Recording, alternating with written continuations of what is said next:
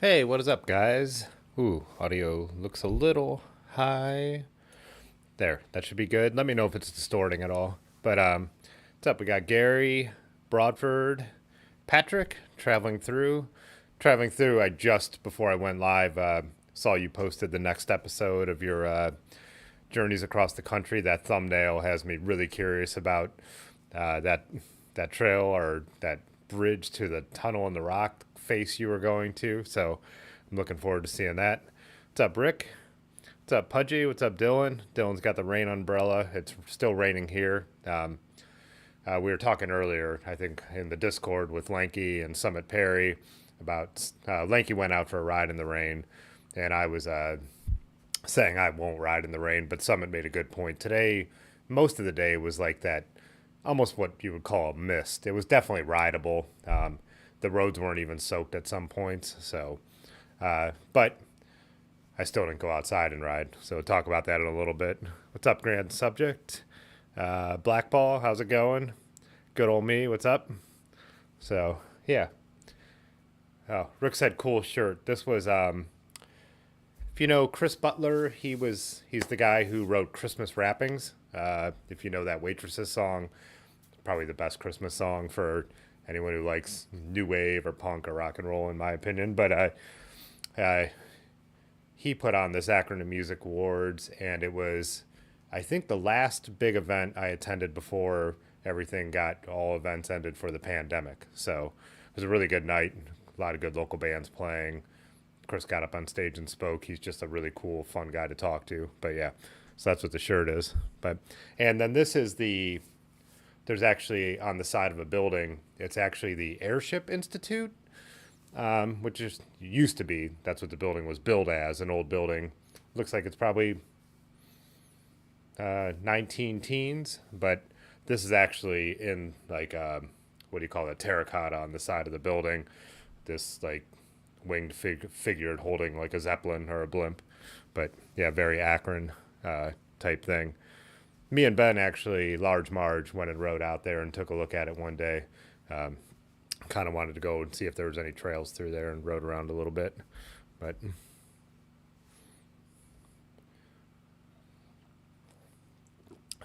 great song, yeah, Rick.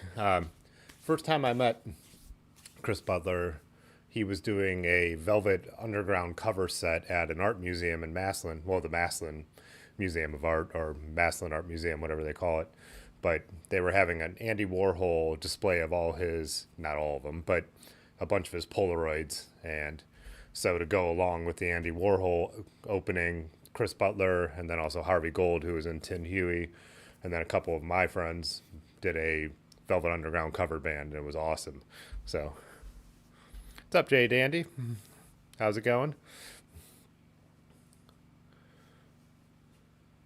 Everything seems to be working so far tonight. It's been so hit or miss lately, but yeah. I was looking at some of the. Let's see if my Rick.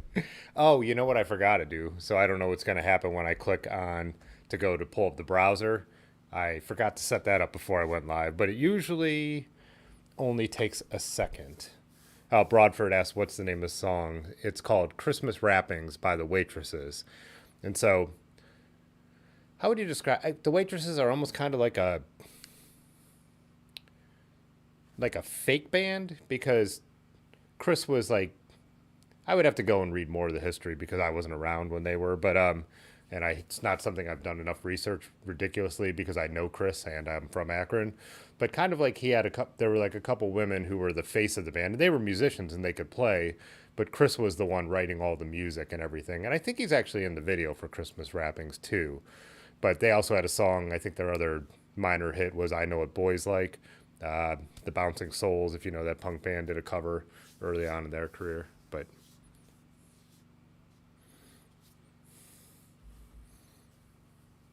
yeah, I think I bet that song probably pays his bills now because it's so, however the royalties, however many times it gets played around Christmas. But oh yeah, let me fix the web thing. Oh no, it's up. Good.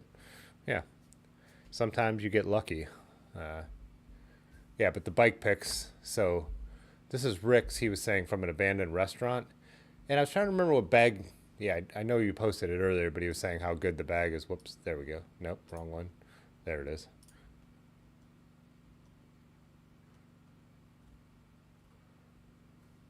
Yeah, he was saying it's like a car trunk, easy to get into and everything. But yeah, Rivendell's looking cool.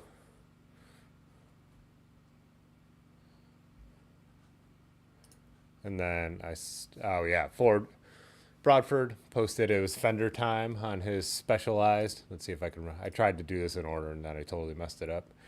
Yeah, definitely. It goes here with the fender situation for sure. Definitely. Oh, nice. White Industry cranks on that. Yeah.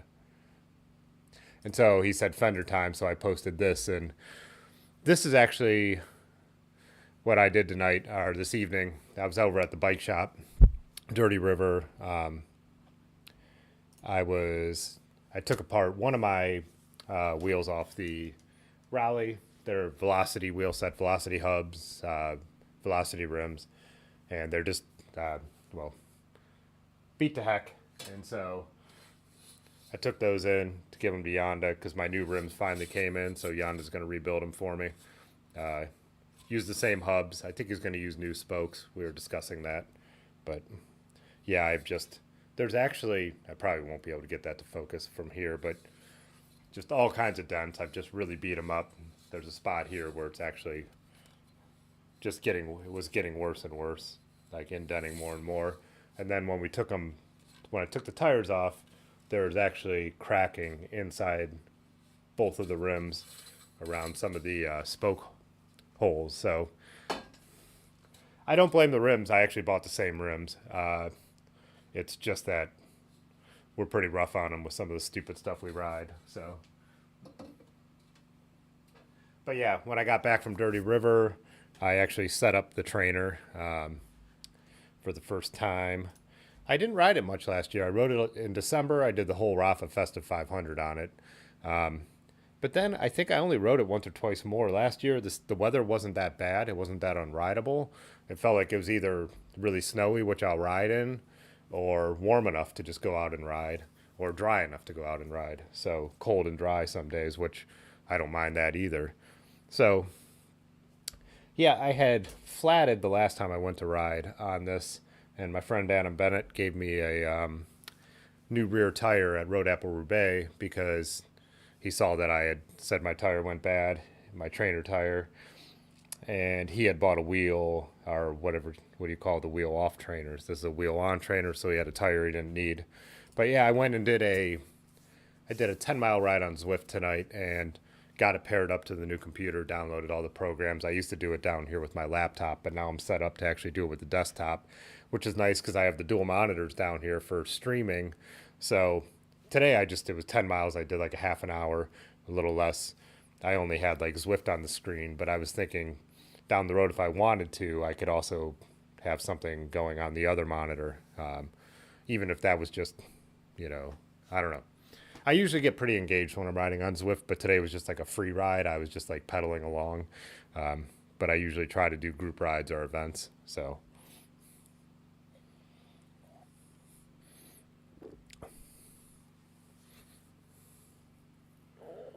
oh, Dylan said people take broken rims downhill mountain bike races, two downhill mountain bike races, stand on the sidelines, banging sticks on them like cowbell. I don't think I have anything that would work as a drumstick here.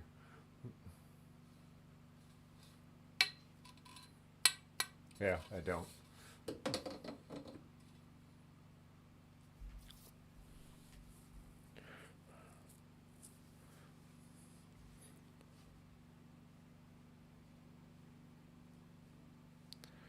Yeah, so, anyways, catching up on the comments.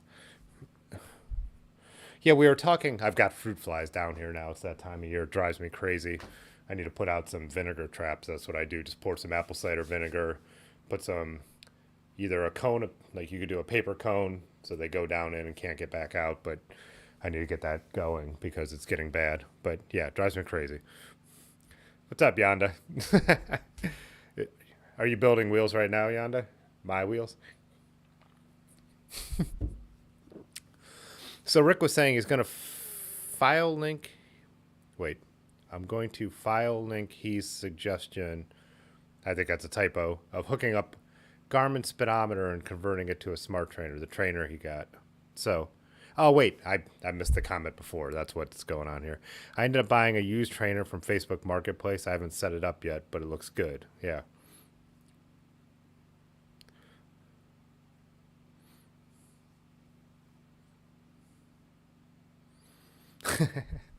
Yeah, I just said not yet.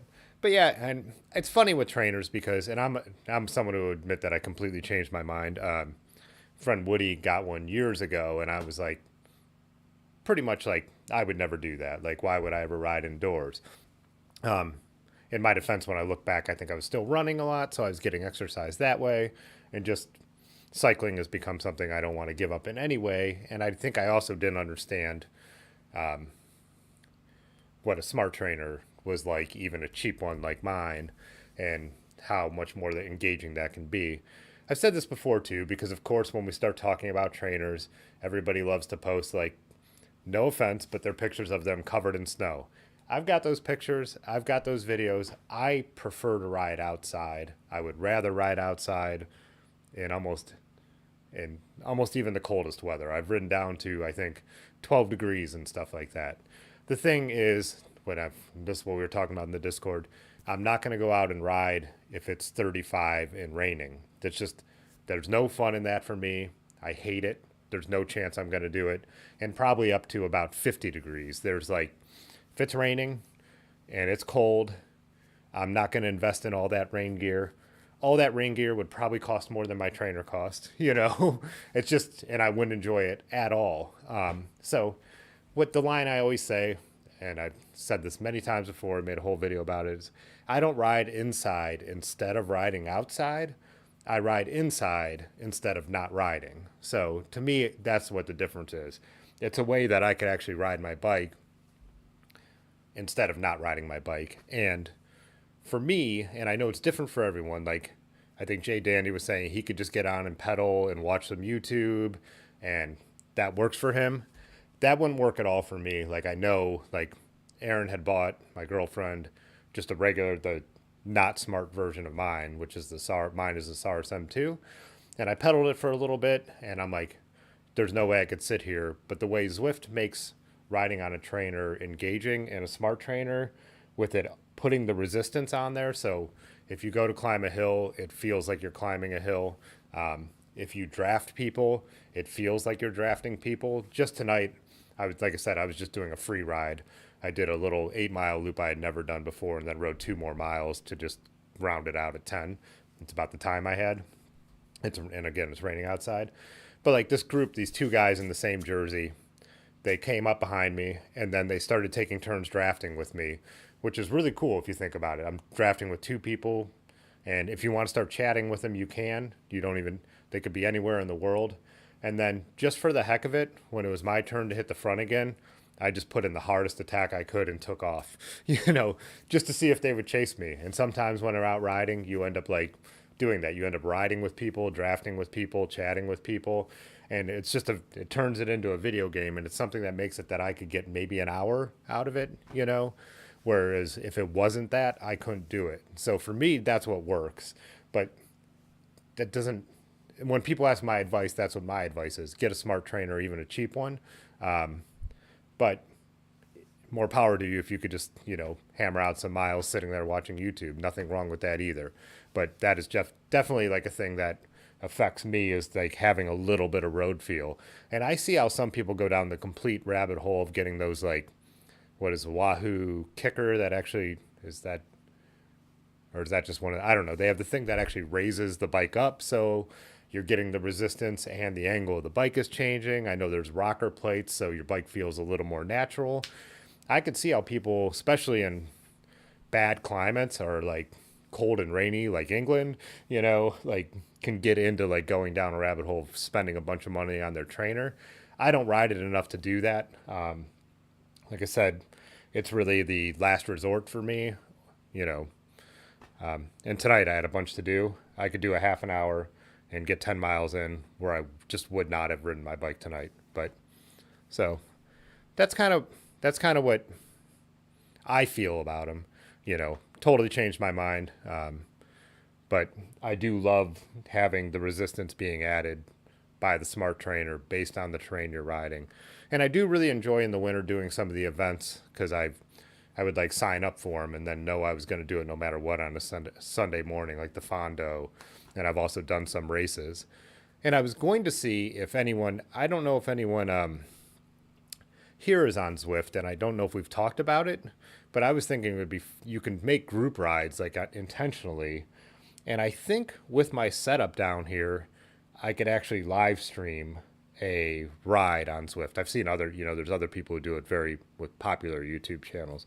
But I was thinking maybe like a couple Tuesdays after the time changes, if anyone was interested, maybe doing it an hour earlier. So it was like 8 o'clock. So could do like, a 40-minute ride or something and then be able to like hang out and chat and still have time to like get in the shower and wind down and all that stuff. But let me know, and I think we can talk about this in the Discord and the meetups if anyone would be interested in that idea. I might try it anyways, just to do a trainer live stream for the heck of it, just to figure it all out, figure out how I'd see if I could get the audio to sound good, because you have to have a fan blowing on you when you're on Zwift. Like, you'll literally die without it. I was in a race once. I was doing a Zwift race, and I was doing really well. I was in the lead group, not of, you choose your category. So I was in a lead group of people who were my pace, and I was like, and there was a couple, I think 2.5 miles left in the race, and my fan, the way I could show you here, like it's not going to be this way this winter, but you could see where my extension cord is hanging. My fan came unplugged, and I was thinking, I could tough out these last 2 miles in like really like 45 seconds. And I was like, I'll pass out. Like, you won't make it. So, Black Ball asked which trainer I have. It's the Saris M2. For the price, and I remember when I looked at them a little later, it just seems like Wahoo makes the most popular stuff and like they're really well regarded. If I was going to recommend one, I think Wahoo has whatever their version of the wheel on trainer is, that's like, this is probably the one I would recommend. I haven't used it. It's just from reading more and seeing what people spend their money on. Seems like I don't know. I just go with the brand that everyone seems to buy because it seems to work. I like my Wahoo computer and all that kind of stuff. So going back up a little bit, I saw that Jay Danny was saying he finds the Rolling Stones concert in Cuba to be a good trainer content. Yeah. Snow Rider elitist to make him sick. Rick said that. Yanda said, if you don't like rain rides, you don't understand rain rides. I'll never live down the comment. If you don't like road racing, you don't understand road racing. And I'm glad, because it's funny. And then Dylan was saying, yeah, I'm wrong. A full rain kit that actually works is so damn expensive. Shoes, pants, jacket, gloves, cap. Yeah, and if, like I said, I think like, if I was like declined and lived in the Pacific Northwest, you would have no choice but to adapt to rain riding. And that's kind of happened to me in my regular bike riding. I found I had no choice but to adapt to snow riding. I thought I was going to give it up riding in the snow once I tried to go out and I was falling all over the place. And then Otis convinced me to buy some studded tires, and it changed my life. It changed. I'm like, I can do this. And once I get moving, I can get warm enough. I know what clothes to wear now, but it's also a pain in the ass. We all know getting ready. Anyone who rides in the winter, or anyone who lives where we live, and or any part of the country that gets cold like that, like everything takes longer. You're putting on your clothes, deciding exactly what you're going to wear, making sure you have the backup stuff, making sure the bike's right. You really don't want to have a mechanical problem when it's cold outside. It's annoying and it's frustrating. And winter clothes don't have to be super expensive. Rain clothes do, I think. So yeah, it's like a whole different thing. And if I lived somewhere where it always rained in the 40s, I would probably make myself adapt and be able to do that. I don't feel like I need to here. I feel like the investment in the trainer is a better choice for me. But Yeah, good old me says plus the wear and tear on your bike.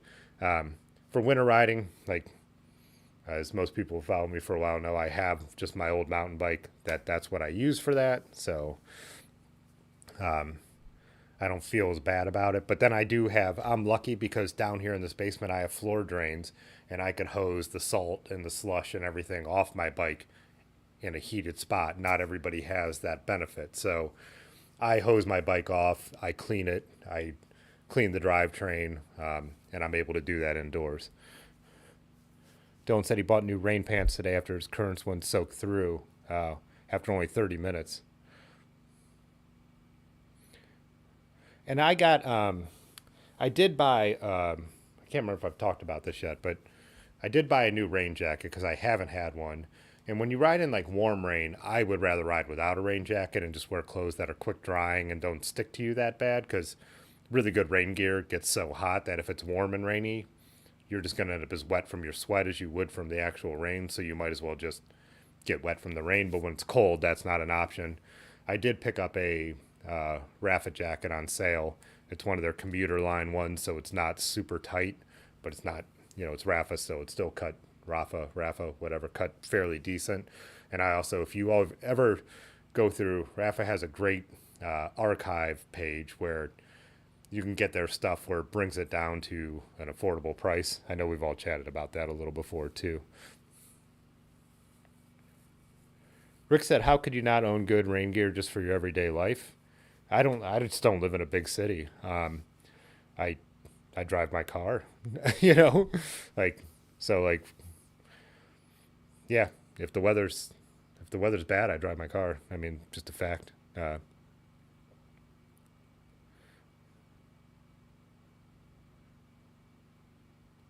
Pudgy said, "I like riding in whatever weather and don't spend much on gear. Just layer or unlayer as needed."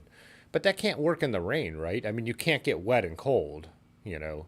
I think that's like I'm actually very conscious of winter riding to make sure I don't get too sweaty because the way me and my friends ride a lot, like we'll say I'm doing my Wednesday night group ride, we're going to stop somewhere and have some beers and some food. I have to be very conscious, like in those conditions, that I make sure I peel off layers because I don't want to be wetty, sweaty, walk into a bar or restaurant, be damp, and then go back out into the cold. To me, that's the end. I mean, like, so I'm really conscious of that kind of stuff. So if you're saying you ride in whatever weather, don't you have to be conscious of that? Of getting wet.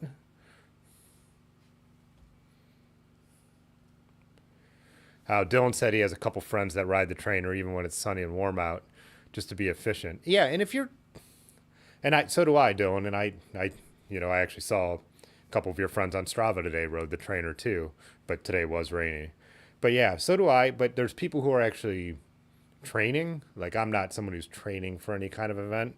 Like if you're trying to become a faster bike rider, trainers are a tool that is better than the road in a lot of ways to just do very targeted intervals without having to hit a stop sign or anything like that is you know I think even those people would prefer to ride outdoors a lot of times, but if you're really working towards a goal, it's a thing, it's a tool that will really get you there a lot faster.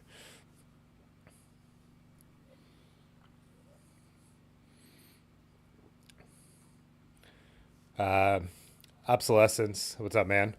He said Mill Serp Gore-Tex. I think we looked that up once, didn't we? And Dylan was saying he was waiting for that.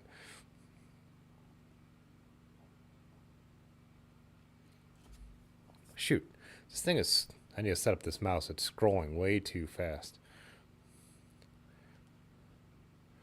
Uh, Click on the bar here and move it. I want to see the rest of the comments.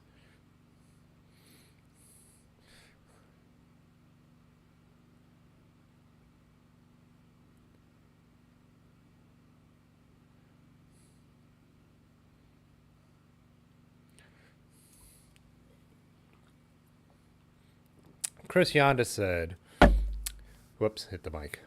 Cycling specific rain gear sucks. It's made like garbage. Coming from winter whitewater, oh, gotcha. Gear for basically the same money and it's bulletproof. Bike stuff lasts one season. I've never bought expensive cycling rain gear until I bought my Rafa jacket, so we'll see. But everything I've ever bought from Rafa, whatever it's pronounced like, has been amazing. My wind jacket is going on 3 years, and I wear that in 3 seasons. You know, I wear it as my top layer in the winter. I wear it as just a wind jacket over a t-shirt, and so I. But I'll see. I wouldn't know. Grand Subject asked if Americans shave their legs. Yeah, roadies do, but um, I've never done it. Is Lanky in here? Does he shave his legs? I have friends who shave their legs. Yeah, Cameron, I believe, does. But yeah, roadies. Yeah, roadies shave their legs.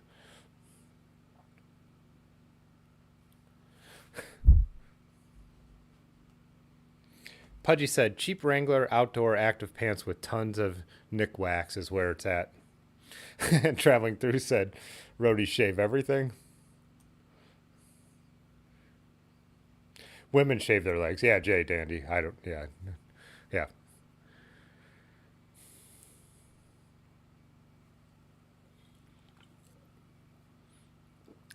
Shaved eyebrows with an arrow helmet is the move.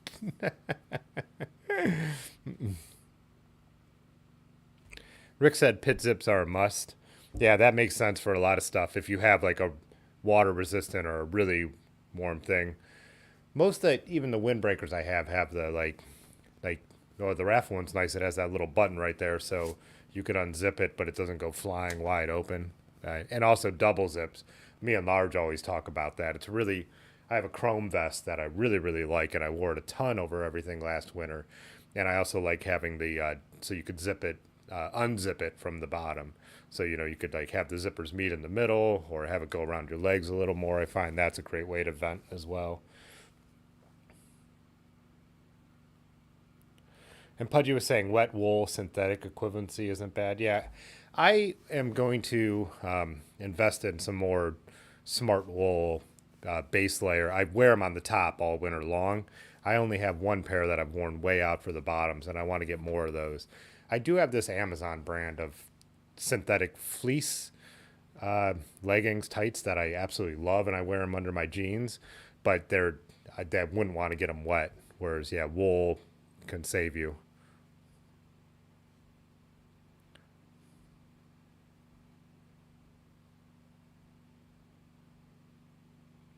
Yanda was saying he owns multiple sets of different types of rain gear, warm transition seasons, cold as F, but somehow there's still water. Yeah. I walked over just to the donut shop with my Rafa rain jacket on today, and when it was raining a little harder, and that seems like a jacket that really will keep you dry, but at the same time, it, it just would not work in any kind of warm weather. And uh, even probably some fairly cool weather, I think it would get too hot. Uh,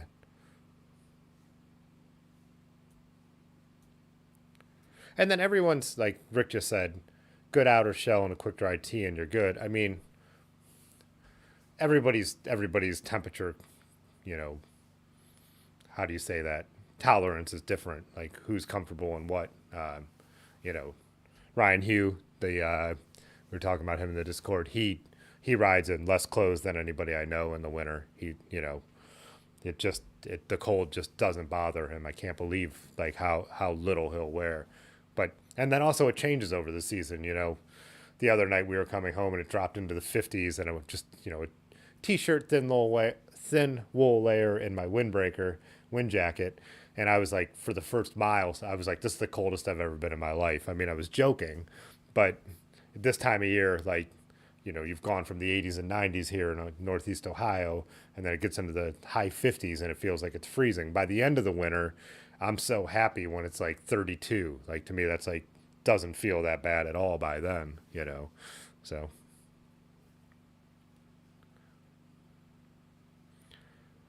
Obsolescence says he wears a base layer cotton tee and gloves. Yeah. Uh, I really try not to wear any cotton anymore. There are times when like if it's not super cold that I will throw a cotton layer on, but same thing. You get your cotton damp, it just never dries. So ride slow in the winter and you don't get cold. I find the opposite. If I'm riding in the snow, that warms me up because you put in so much effort. But yeah, I don't. I'll actually put it even in a harder gear. I find that like getting my body temperature going, and I would rather ride fast in the winter and get warmed up. So traveling through asked if shaving legs makes any difference. I haven't seen the other comments yet, but one of the reasons it actually, I think it's what's the word I'm looking for? It's for if you like get a lot of road rash, it's better not to have hair for that reason. Is shaving your legs is not like going to make an arrow difference, but I have read the reason that trend sticks around is because if you have to get treated, it's better not to have hair in the wounds. Whether that's true or not, I don't know, because I'm not going to shave my legs.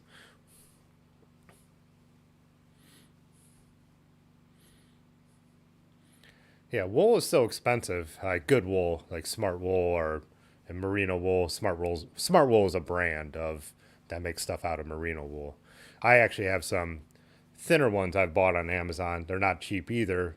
They go up and down, but that I like is really thin ones. But then, like anything, if you go on Amazon and buy cheap wool socks, we've all talked about this too. They'll wear out so fast. You're better off investing in something decent, something brand name. What's the one Pudgy loves from? I have a couple. Darn Tough, I think, right? Really good. I mean, but it was like a 20 $25 pair of socks, but they last and they're just such good quality. There, oh yeah, Pudgy said it. I'm behind still on the comments trying to get caught up, but yeah. Hey, what's up, Stomach Thunder? He said +1 on the darn tough for sure. Yeah.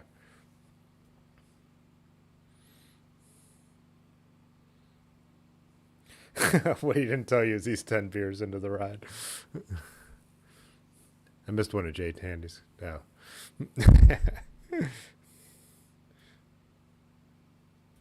Ryan Hugh also drunk.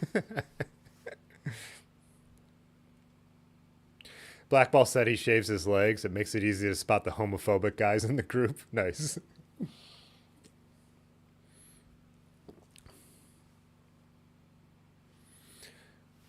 Uh, PPP says, according to Bob Roll, beyond all the excuses is because it makes your legs look better. GCN always talks about that too. They're like, oh, it just looks better. But yeah.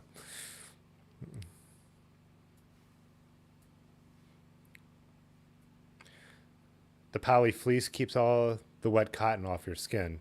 Cotton slightly wicks the moisture. The obsolescence says. Hey, what's up, Baron? How's it going? Baron's been posting a lot of videos to YouTube if you guys haven't followed him over there.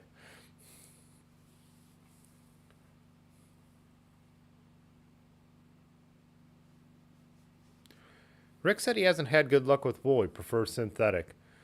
Man, I don't know what to say. I don't know if you haven't been buying the right wool or some people just don't like certain things, but I prefer wool so much. Like everything synthetic ends up, you wear it twice and it smells.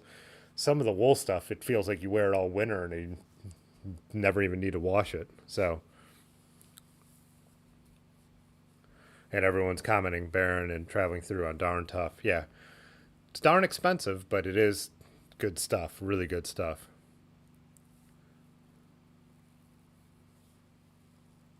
So what Blackball said is what I've heard about the shaving reason. What I was just kind of talking about.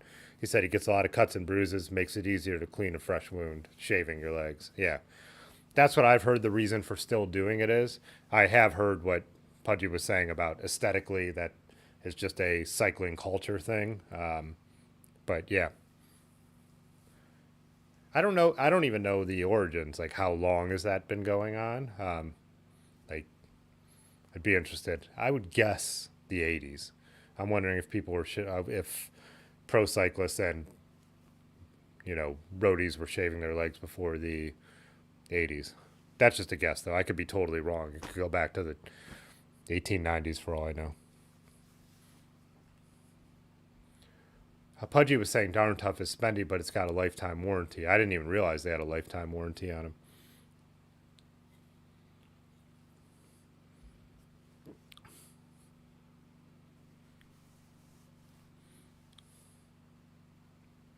Grant Subjects has said, I've seen when you use a Sunday, I don't know what you mean by Sunday, but when you use a plastic bag over the socks to keep them warm, that's something that even with gloves, we went out one night when it was got colder than I think we expected, and my buddy Woody, we were actually sitting at the bar, got some of those deli gloves and put them underneath his gloves.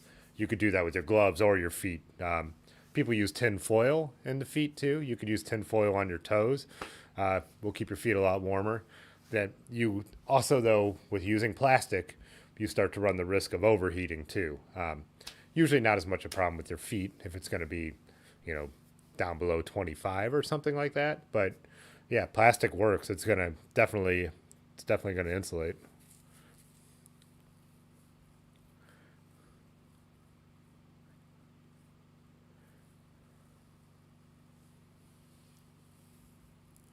Rick was saying how synthetic dries much faster than wool.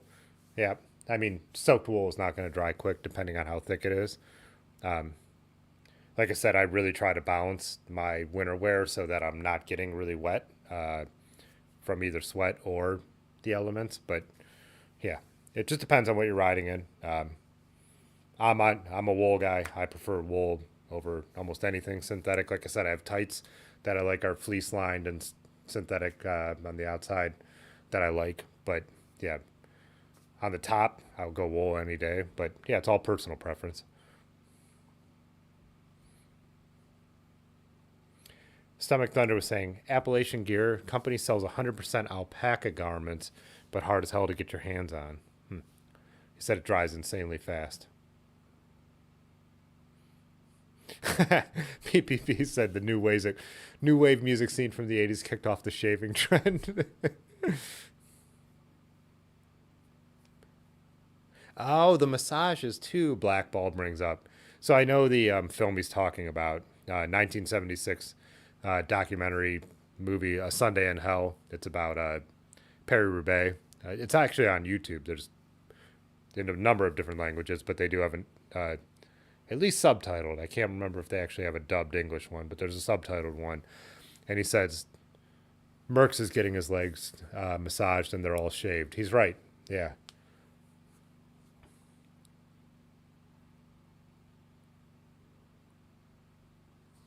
I've never. That's interesting to hear the alpaca thing going back to that because a couple more people are commenting on that. I've never come across the alpaca gear. It seems like, yeah. I mean, people raise alpacas all around Ohio and stuff.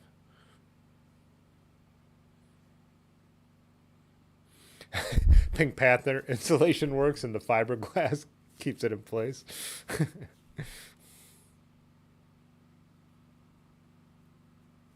Yeah, Black Ball, A Sunday in Hell is definitely. I mean, if you like uh, racing and historic bike riding, but even A Sunday in Hell, I like it just to have all those. Speaking of wool, all those super cool vintage wool jerseys. I just love seeing all that stuff. But yeah, it's a really well shot, really cool little documentary. I don't know what. It's not quite a documentary. It's about like just the race, but and the build up.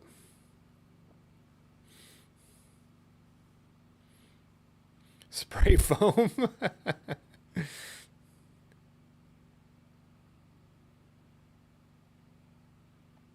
Oh, Dylan said a plus about not shaving for off-road riding, folks.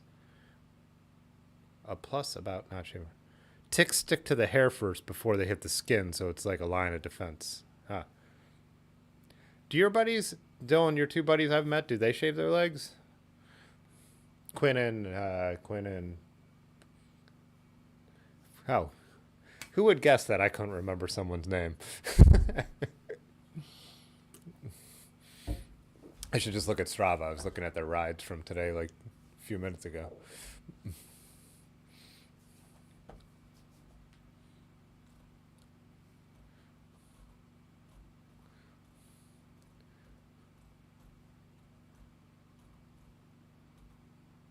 Oh yeah, Devin. Yeah, they were doing like serious interval workouts today. I won't get his name on here, but Yeah, like this, when you see this on Strava, that's someone who's out there working it. So,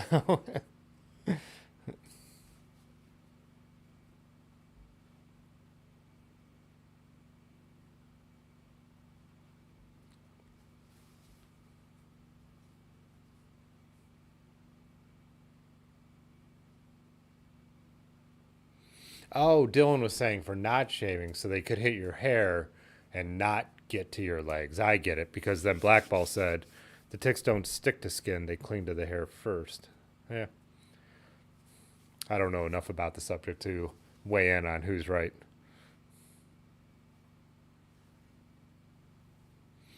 You guys could argue about how ticks attach to people.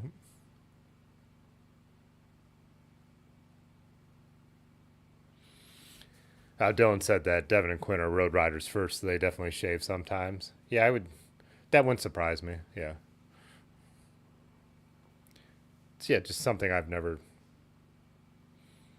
Like I said, I wasn't a cyclist when I got into riding. I just liked riding my bike, and I had my little mountain bike, and I never thought about it until I watched GCN. I never would have even realized that riders were shaving their legs. I mean, said I remember my brother was big into pro cycling when we were younger and used to watch the tour on the NBC coverage, but I never would have realized that Greg LeMond or later Lance Armstrong were shaving their legs, you know. And now it just seems like a bunch of work. I'm not very, I don't like to shave anything. So, yeah, I actually prefer to be clean shaven. I like the look of being clean shaven better. I just hate shaving, so there's no way I'm going to go through the effort to shave my legs.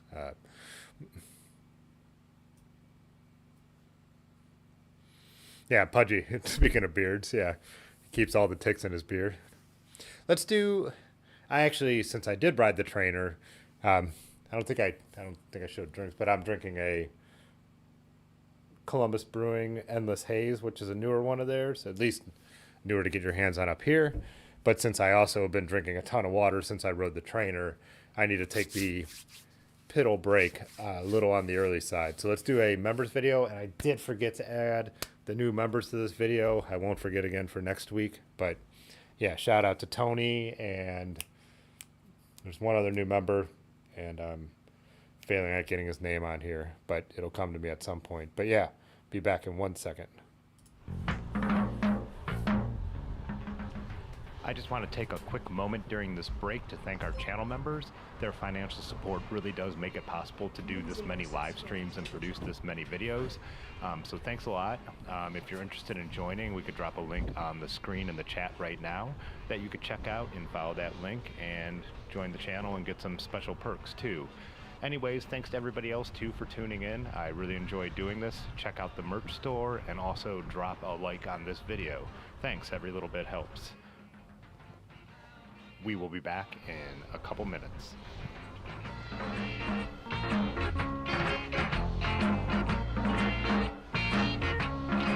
I want a tuna boat. Give me tuna boat. I want a tuna boat. Give me tuna boat.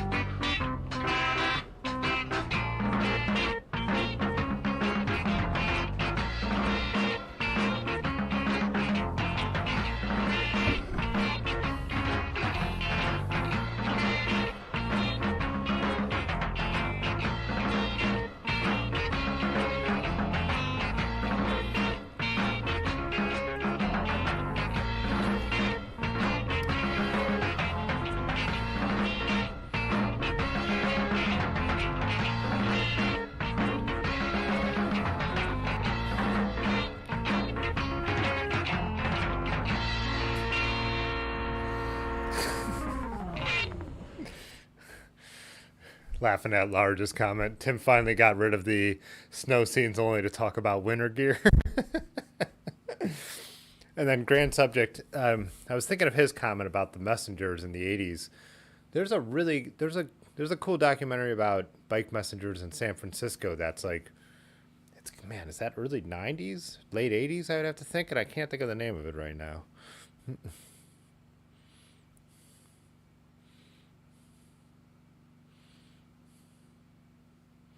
Hey, what's up? Rusty says he's in and he's out, living the army life at Fort Riley in Kansas, and it sucks. Sorry about that, Rusty. Bummer.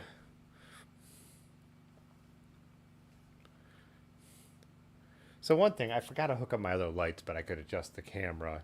I figured since I got this here, we should talk about this too. Uh, kind of cool, but did he move yet? He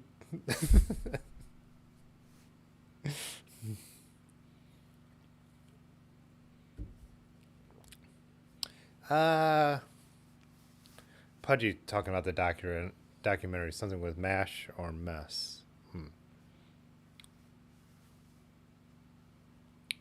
I wish I could remember what that was.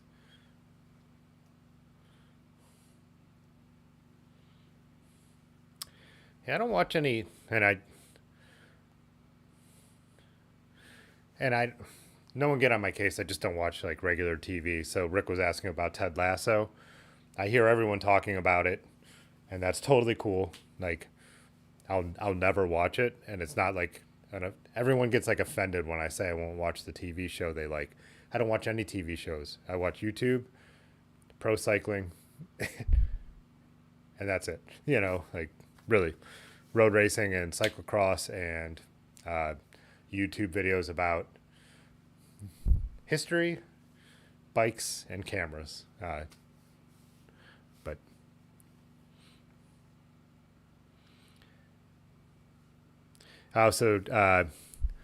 yeah, so don't let me turn the camera so I could show this.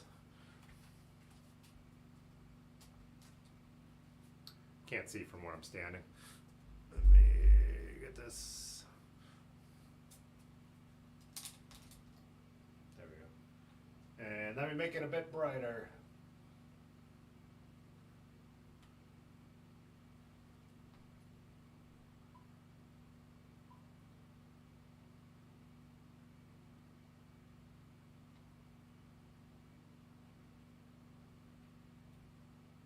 Damn it.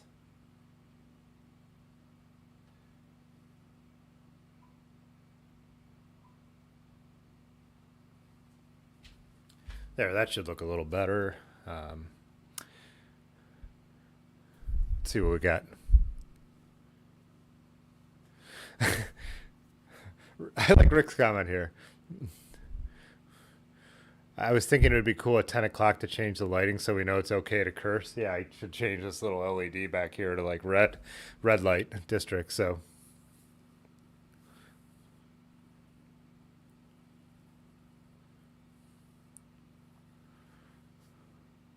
I'm trying to catch up on the comment. Yeah, so it is plastic. This is the 2020 Salsa War Road. I know my head's cut off. I'm just going to leave it like that so the bike's in frame. Yeah. So this is a 1x with SRAM Force. Uh, Hydraulic discs. I don't know if all SRAM Force is hydraulic discs because I don't know anything about SRAM. Uh, some deity pedals. And I'm not sure which one these are because they look like my Blade Runners, but they actually have a gap in here, which would be cool because you could put straps on them if you wanted to, which I like on my old Trek. 650B, so this one it could be either way. This is set up 650B with 47 mil tires, Terravale ramparts. So Otis was considering this. I feel like I need to maybe this will work. Yeah, his road bike. To me, it's a gravel bike, but since I'm getting my wheels built up, I don't have my Raleigh rideable. I was helping him unload some stuff over at his house, some bike stuff last night, and he is going to sell this bike. but he said before he sells it, if I want to ride it in place of my rally and make a couple videos about it, I could. So yeah, Gil Bartude, is that how you pronounce that? Bartude saddle? Gil, is that even it? Bartude saddle, pathless pedal that talked about those. So I'll be interested to see. It's much thicker leather than on the Brooks. Obviously, it won't be worn into me, so it won't be the same. I really like the colorway. I mean, it wouldn't be, you know, I like all my old school looking bikes. That's why I love my Raleigh as a gravel bike. But I do like the way this bike looks for a modern bike. Yeah, one by, I don't know what the front ring is. Does it say? It's a 42. So those of you who watched my video on saying that I prefer a Road 2 by on my gravel bike, it'll be real interesting. I'm going to move this mic. So if you're in headphones, sorry. Yeah, so I made that I like Road 2 by better video. So it'll be interesting to see what I think of this. Obviously, it's a little smaller than you need to go. And then I think these being 11 speed, right? They are 11 in the back, not 10 like on the SRAM's newer stuff. You guys, I know most of the people watching tonight ride SRAM, so you already know more about this drivetrain and group set than I do. Oh, Large is saying the pedals are Deity Black Cats. Huh. I wouldn't mind getting a set of those. So, hey, what's up, William LeBron? War Road. Let's see. Let me catch up on where we are, because I've been rambling.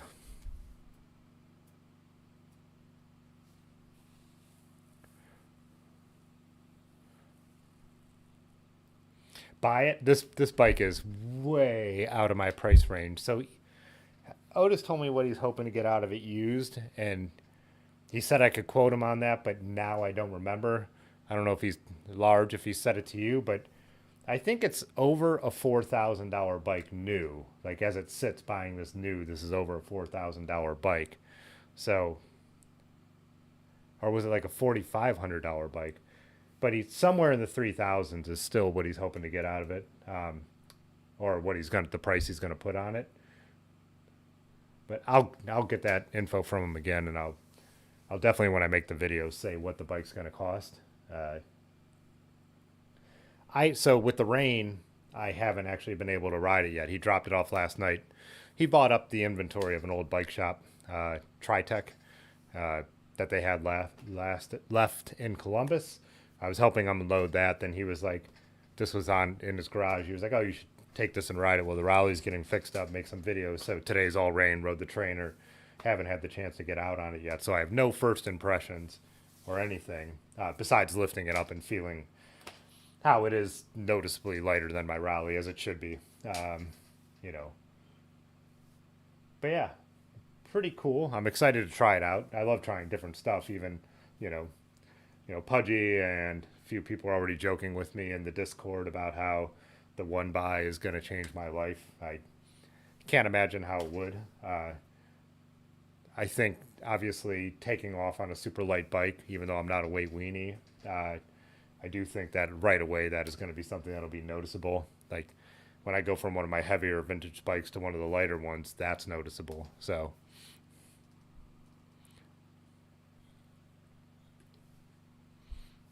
yeah, saddles. These Gilbert Tudes are really cool looking. Bertudes. Why do I keep... Is it...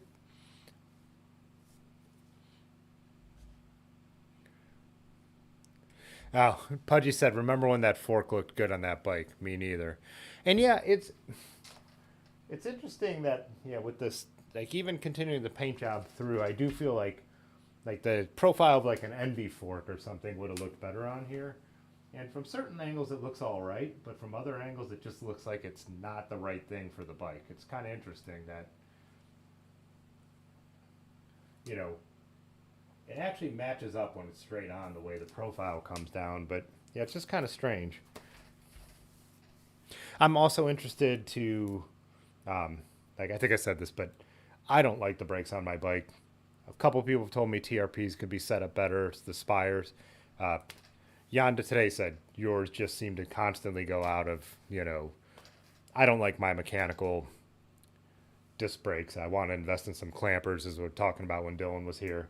But so I'll be interested to feel like I've ridden bikes like this around when the shop has them. So I've ridden hydraulic brakes like around the block, and I've definitely noticed like the modulation difference. But I haven't actually gone out and done a real ride on a bike with good uh, hydro brakes. So I don't like the way hoods look on hydraulic brakes, especially on SRAM.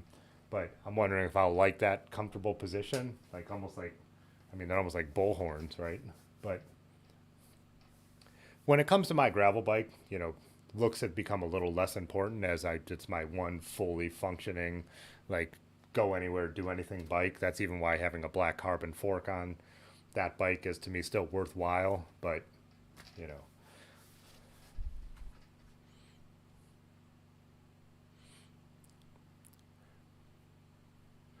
Rick said that bike does not look comfortable. Yeah, that's another thing to find out. There is a decent saddle to bar drop, but like Otis said, he considers it more of a road bike for him. So we'll see. Oh, see you, Rusty. Yeah, William said way over his budget. Yeah, me too. Pudgy said he kind of wants the saddle. Yeah. These are spendy too, because when Russ did the video, I think they were like twice the price of Brooks, but one of his selling points are that they're these are actually, I know Yanda would know, but like they're like star bits, like T25s or something, so you could replace the parts yourself, unlike Brooks, which are riveted. And Yanda's also told me, if you have a rivet gun, you could also replace Brooks ones, but you could tell it's a much better made saddle than a Brooks. Just looking at it. Uh,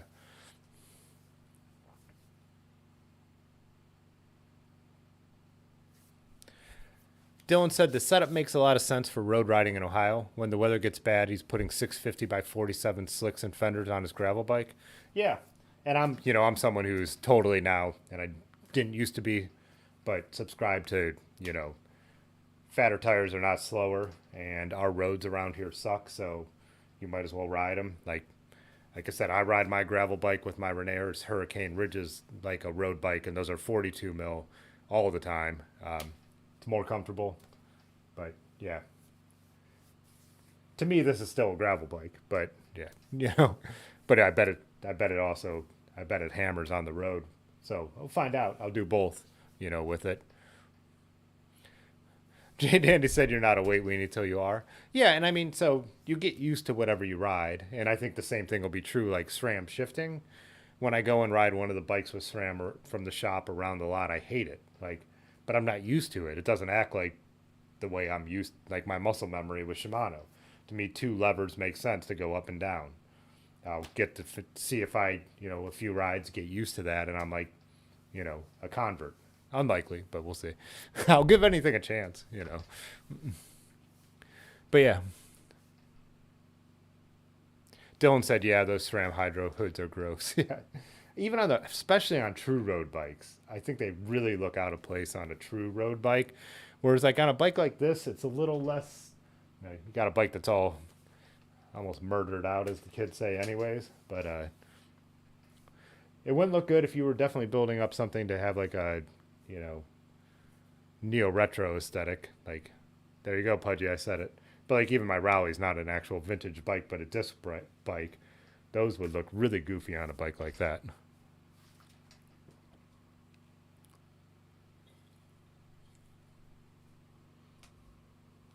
SRAM Hydros look like cornholio.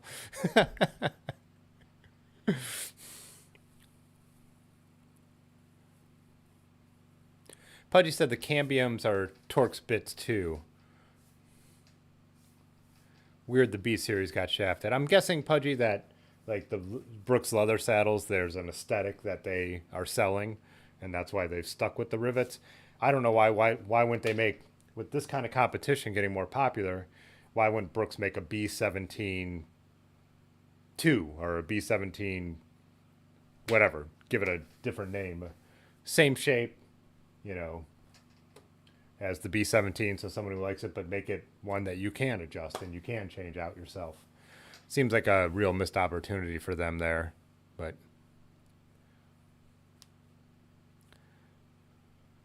what did Broadford say? Dirt drops Brebra. Yeah, that'll be another thing to feel out is the handlebar shape is different than what I'm used to, you know. So the whole thing. I was thinking about this too, also with how one thing I like about Pathless Pedaled is he has enough stuff now that he can actually do apples to apples comparisons where, you know, he could take wheels and put them on multiple bikes.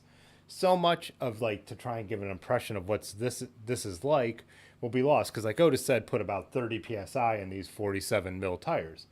I run 35 and 40 in my Raleigh with 42s. So right there, there's going to be like such a different in road feel because of the tires. And also that just goes to show tires are like one of the most important things, probably more important to frame weight than frame weight. Like no offense if you just bought a titanium bike. No, but we've talked about that and like all that kind of stuff and like steel is real. I think a lot of that definitely comes down more to like road bikes, like the bike on the trainer I was talking about earlier can only fit 28s and it's older aluminum, 2007 aluminum. The ride was so harsh that once I started going for longer rides, that's why this bike's on the trainer now, because that aluminum from 2007 is just a harsh ride on narrow tires. Now, when you're riding 42s, 47s, 50s, whatever it may be on a gravel bike, does frame material matter as much to ride feel when so much of the suspension on your bike is coming from the tires? I would think after a certain point in width and low pressure that it would not be affecting stuff as much as we like to argue about and talk about. And even me as someone who likes steel, you know, but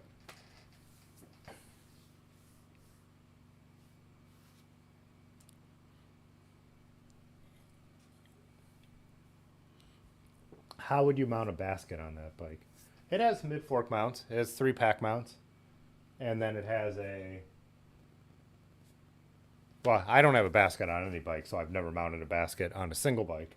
But also you need to look at the fork tolerances. So the manufacturer will tell you how much weight the fork can support when it's a carbon fork. But I don't think this is the kind of bike that's intended to mount a basket. You know, this is the War Road. They do have the War Bird and Salsa, what's the Journeyman and stuff like that. If you're really trying to live the basket life, I don't think you're buying a $4,000 War Road.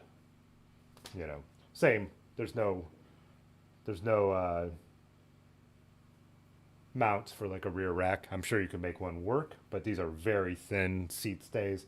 That's just not what this bike is made for. This is their fast, you know.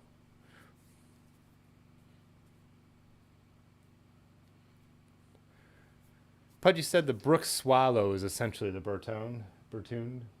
Well, this is much wider. I have a Swallow on my Viscount.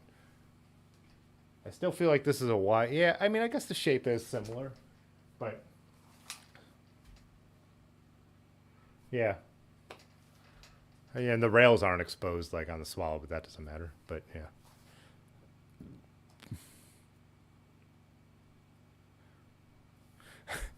Rick asked if anyone wants a B67. Those are the ones with the big springs, right? Pudgy triggered.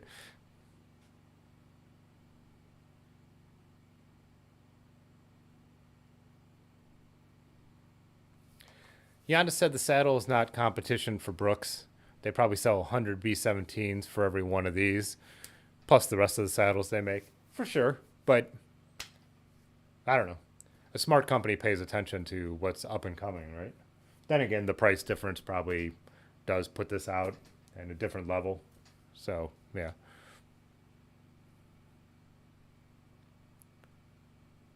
Yeah. The Deity Large named him the Deity. What was it? Black Cat. Yeah, I have Blade Runners and a bunch of the compound ones. The Blade Runners are by far my favorite, but these ones are cool with having the gaps in them, and still pretty low profile. I'm sure it has the same problem of the bearings not uh, lasting super long because they're still really narrow pedals with really small bearings. But Top Lankley said finally got a decent bike on this stream, but mucked it up with that saddle. Oh, come on, man. That saddle's the coolest part. No.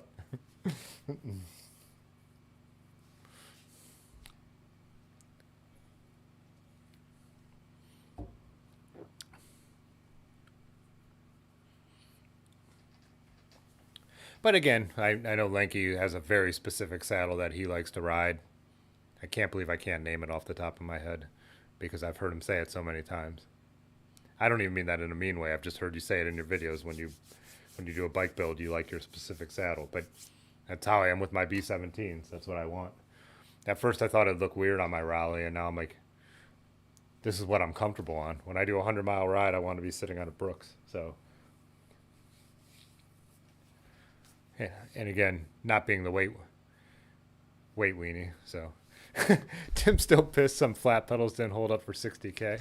Now, I was giving people, that video was supposed to be like a joke. It was frustrating because I messed up and I couldn't fix the pedals myself. I wasn't mad that they didn't hold up. I was mad that wasn't able to service them because they're serviceable pedals. But the one day I had the right to be annoyed because I was riding home with sciatica on a 2-day 240-mile trip, and I had to use my leg with sciatica to keep the pedal on the axle for like 40 or 60 miles in miserable pain. But yeah, that's just, goes to show you got to pay attention to the pedals before you get to that situation.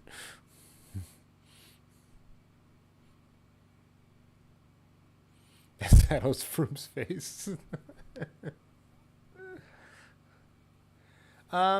He's asking if they make the saddle in black.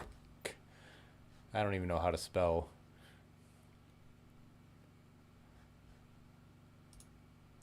I know I've seen a lighter one. Well, Marge has one, and I'm trying to think of what color his is.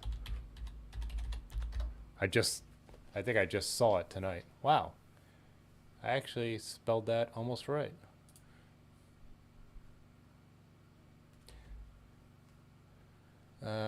I want to go to the actual website, not some stupid shopping site. There we go.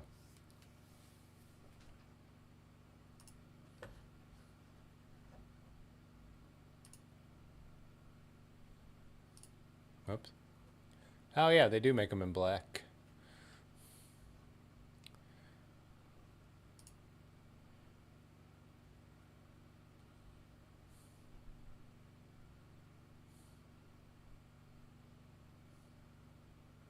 What was the old school French saddle company? I actually have not a leather one, but I have a rubber version.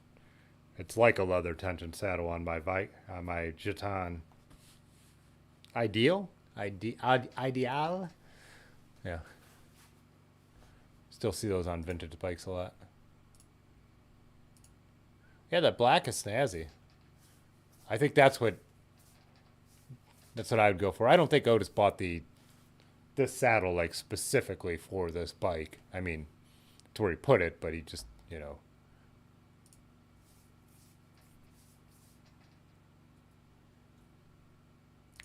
I like this one too.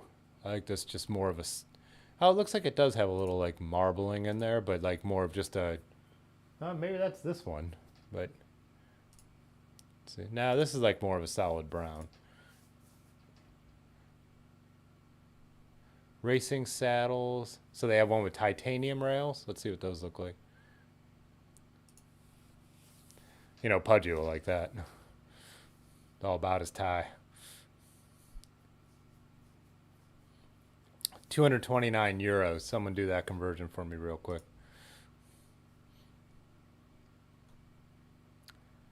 So that looks more like the Swallow Yanda, right? Or whoever said that.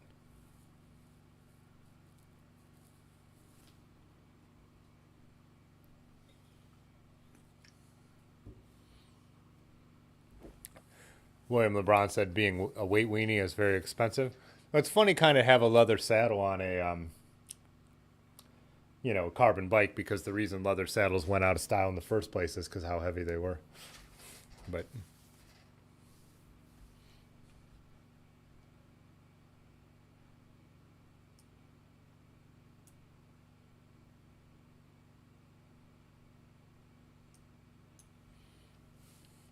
how did I miss Rick's? Oh, there it is. Rick Urbanovsky super chatted $4.99. I'm a jogger and a wanker too.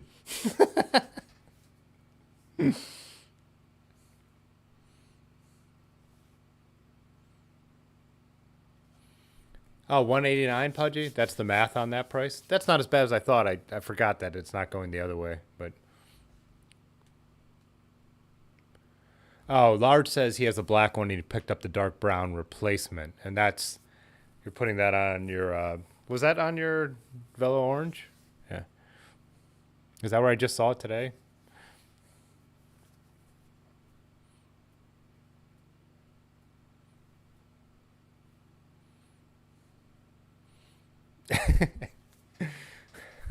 Wait, do I want it done, Wong?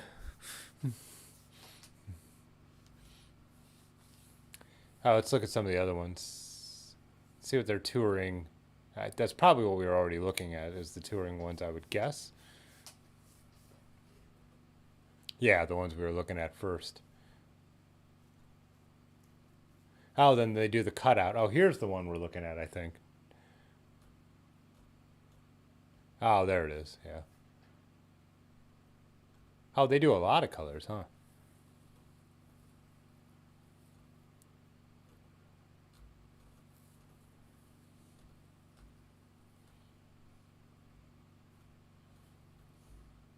And then they had city saddles.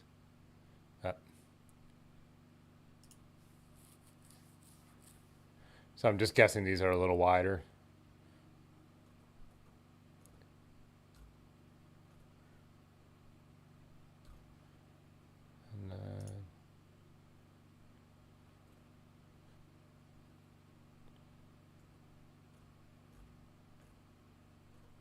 Yeah, oh, there's spare parts. Otis had an interesting cover for this.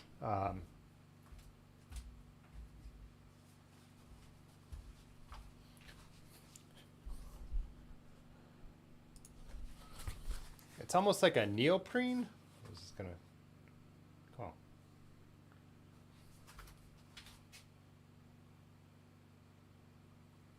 Yeah, and it actually has some cushioning properties of its own. Well, I won't be able to put it on there with it hanging on the thing like that. But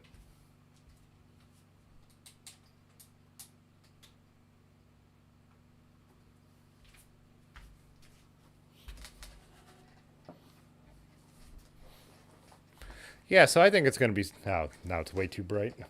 Super interesting to try that bike out. Fun to do something totally different. I mean, I really don't... I mean...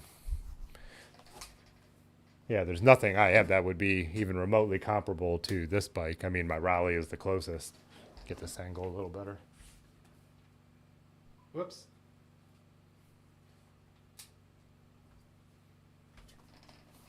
How's that? Ah, that'll work.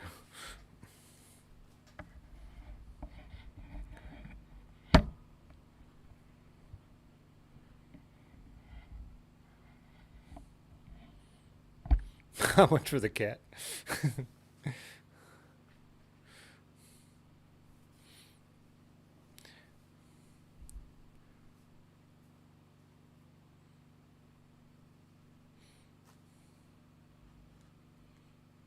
Where? Oh, there was something else I wanted to show in relation to this, but now I can't remember. Oh well, it'll come to me.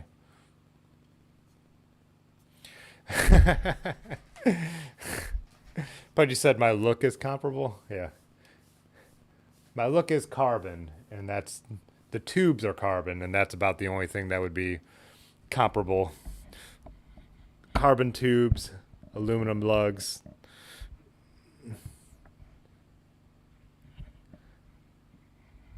There we go.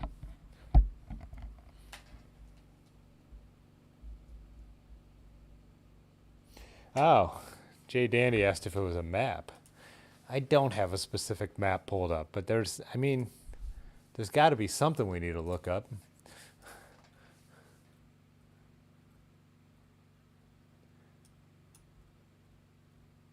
It's a big world out there, guys.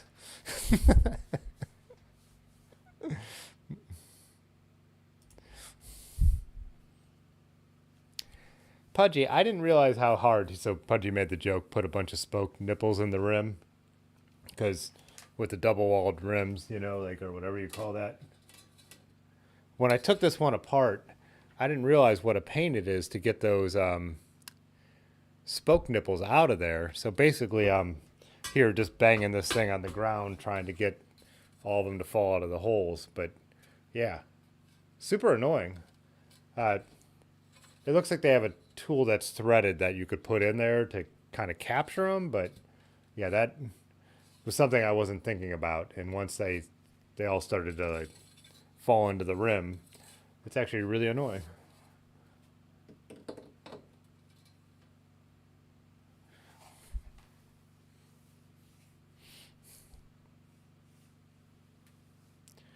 Barry Roubaix is this weekend. That's in Michigan, right?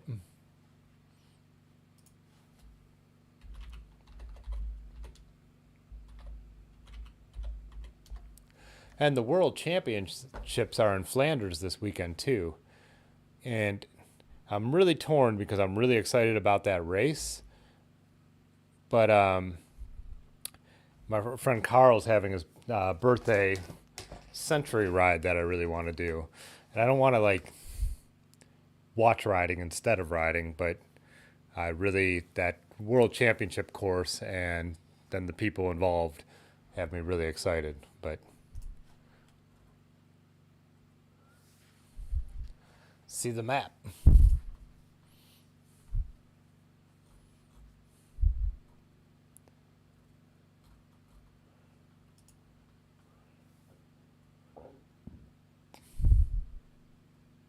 Do we have a bigger map? Oh, here we go. Church Street. I was right. Michigan. That's right.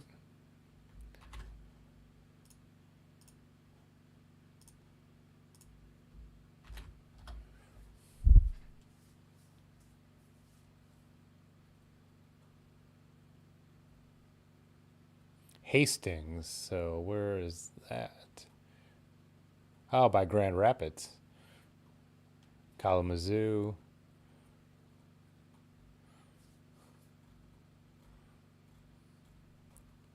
Yeah, it's an event I've heard talked about for a long time. I get this out of my way.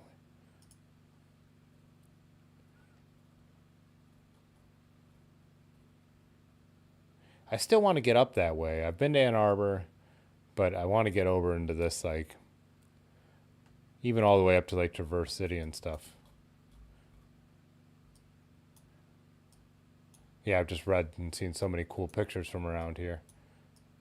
And then the guys over at All Around, the owner of All Around Cyclery over in Hudson, Ohio, and one of our buddies, Andy White, they were actually in the Upper Peninsula riding last week, and it looked really rad too.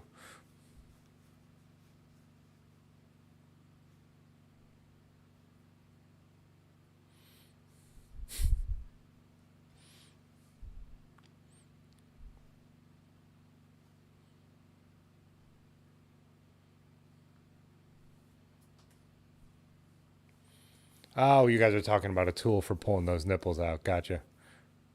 William LeBron said he's got a few friends doing that race ride. Isn't that a ride that sells out super quick? You have to, because I've seen there's like, they give away entries for certain things, right? If you win, aren't there gravel races in Ohio that if you win, like a free entry to Barry Roubaix is like one of the prizes?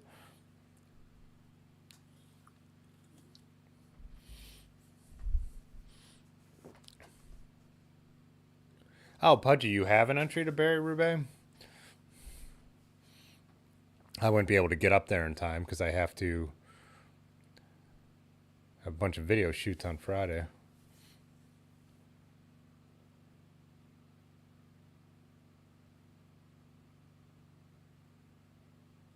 Oh, Pudgy said oldest, biggest gravel race in the country.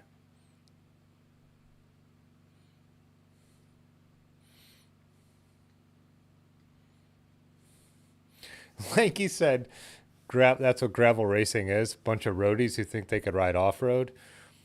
No, gravel racing for the front 1/20th of the field is a bunch of roadies riding off road. And then the rest are people who enjoy riding gravel and have been doing it for a long time. Or newbies who just wanted to enjoy riding off road.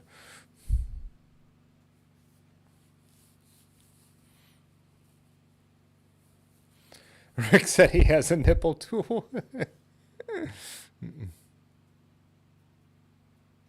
Gravel Worlds in Lincoln, Nebraska. In Lincoln, Nebraska is a prize at one of the Ohio races. God, these fruit flies.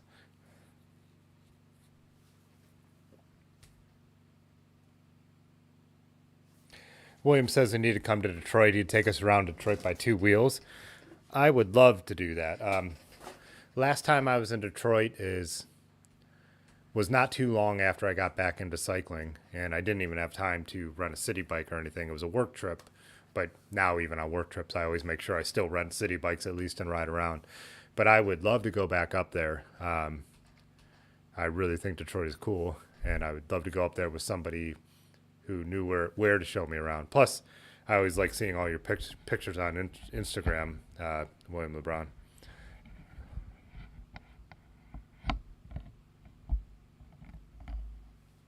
Grant subject is saying he recommends the Thumb Cassavelle to Port Austin, Michigan. M25 sand beaches all the way. Yeah.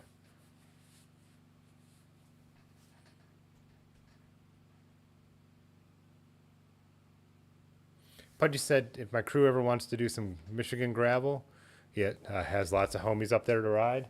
Yeah, me and Large were talking about it. Large has a route that he found that is really long, but you could jump on and off at different points. We actually considered doing that for our 4th of July trip this year. We just didn't get into figuring out the logistics. One of the reasons we like doing like Ohio to Erie or a version of it is that the logistics are simple to us because one end is at our homes. But that is something I totally want to do. And I've said this before, and she wants to get better at it, but going and doing some, and I know Michigan has some flat routes like that. The 200-mile coast to coast, I think, is pretty flat. But some of the stuff we were looking at is a little climby, and Aaron just is not great at really climby rides, unfortunately. Because, yeah, I want to go and do some more climby gravel, even in southern Ohio, like the thing Dylan was talking about, where they met up a couple weeks ago. I would have loved to do that. I had to work that, or just last weekend, right? But I had work the whole time, so. Oh, Yanda, you got the wrong nipples. So, yeah, we were looking at, in the shop today, we were looking at the spoke options. I thought we were just going to rebuild the wheels with my original spokes, but, Otis was saying to put better spokes on, you're rebuilding, and Yanda was saying no reason to use the used spokes when you could put in better ones. Same thing. But they only had enough of the double-butted DT Swiss for the rear wheel. So he had a bunch of bladed spokes, and I was like, yeah, that's fine. Build the front wheel with bladed spokes, but so I could cut through the wind behind my 42 mil tires with my bladed spokes. Well, Yanda was saying it'd be better because it cuts up all the vegetation with all the stupid off-roading we do. So.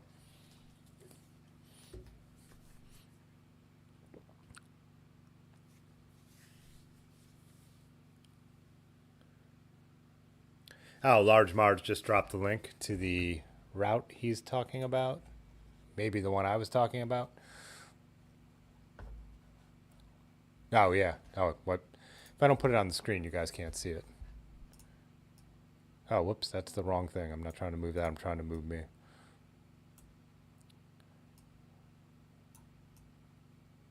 Oh, the chat's over there, isn't it? Yeah. Oh, it goes behind the logo. Oh, there we go.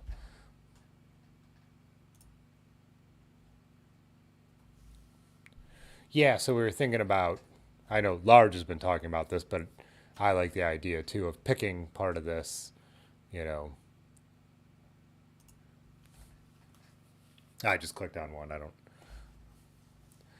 So the oh cool, this is kind of cool too. So it's 108 miles, 3,000 feet. So that's nothing crazy. I mean, not that crazy. 38% paved, 9% single track, 60% dirt. Yeah, so for each section, they must give you all these, all the markers. It's pretty sweet. Look at another section, section 2. So here's one that's about 50-50 paved and dirt. So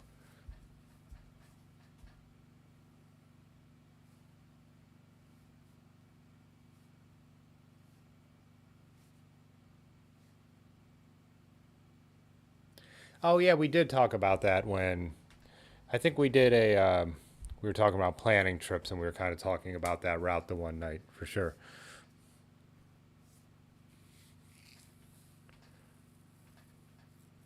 Oh, Yanda was saying my spokes are pretty tired.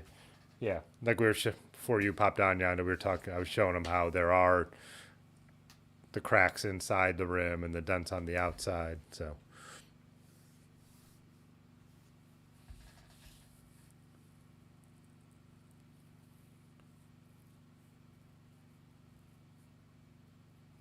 yeah, William. William said he's been thinking about doing a meetup ride for Detroit next spring. I'm definitely interested, for sure. Detroit's not that far. I mean, it's not that far of a drive. I would. It'd be cool to load up the bikes and head up there.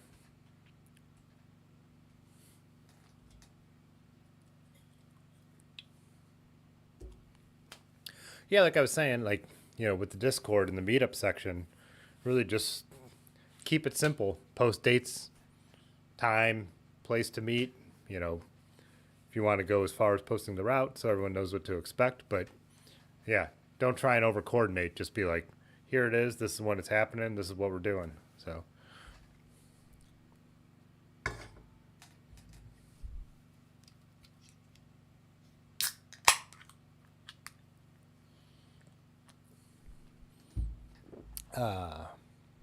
oh, Pudgy dropped some bike pics. That was one of the things I wanted to pull up too. If I could find my right, get my.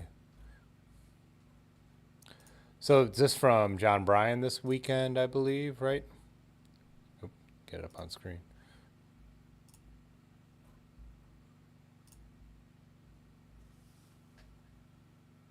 Aaron was just in John Bryan last Tuesday for a work retreat.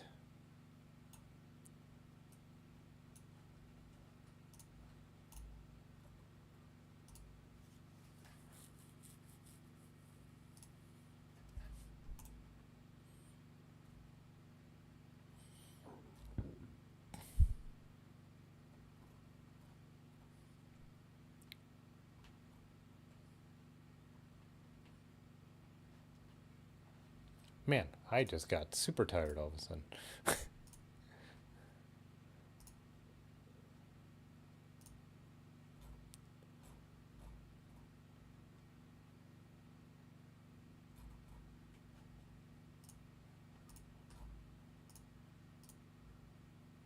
Oh yeah, I saw you tag Brad on this on Instagram because the abracadabra. Nice.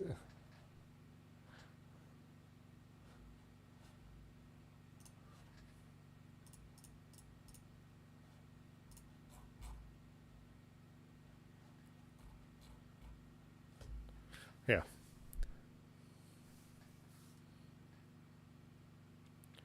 Blackball was saying he'd love to meet up in Detroit for a ride too. He needs the border from Canada to open up first. Yeah, he'll bring beer. Hopefully by the spring. The way this country's doing things, it's this whole thing seems like it's going to get a lot worse before it gets better. My parents' friends had a break. Vaccinated, got COVID, had a breakthrough case. I was just talking to Otis tonight about a concert that's a show that's going on downtown Akron maybe on Friday, and I'm like, man, if I go to that and it's crowded, I might wear a mask again. Probably will start wearing a mask again. I've been wearing them to the drugstore and stuff. So yeah, so hopefully the border opens. Let's not get. I don't want to get too deep into all that, but yeah,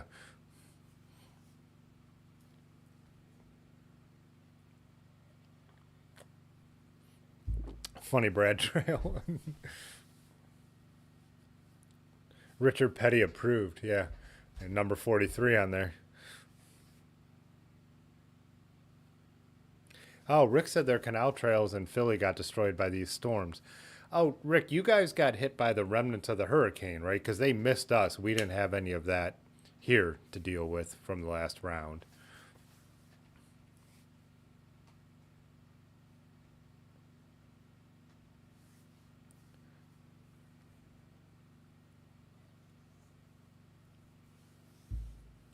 Ooh. I did have, was there something else? Oh, yeah, those were cool. Like chains and start stocking up on necessities like chains and cables. Yeah.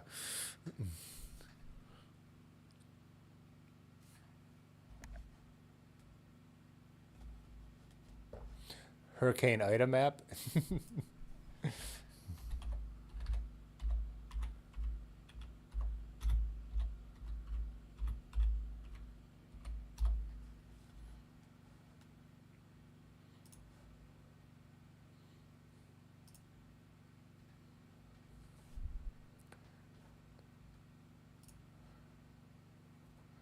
Got something animated? Ooh. Yeah.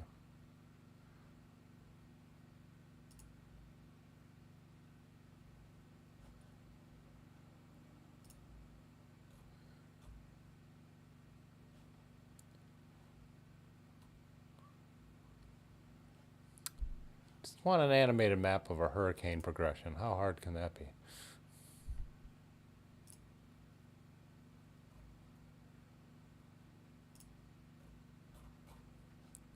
Yeah.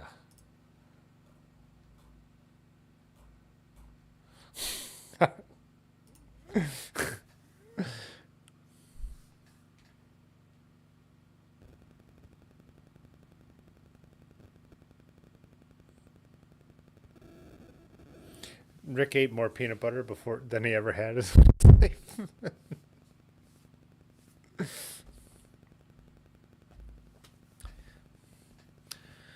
All right, guys. I think I'm going to call it an early one tonight because I've just got tons of work to do, and I'm actually going to try and knock out a little more. I think I talked about this in the Discord, but starting on Friday, I had a shoot at 3, a shoot at 5. Saturday, I shoot at 8 in the morning, a shoot at noon, a shoot at 3 on Saturday, and family portraits on Sunday. So I am still not even near caught up on work.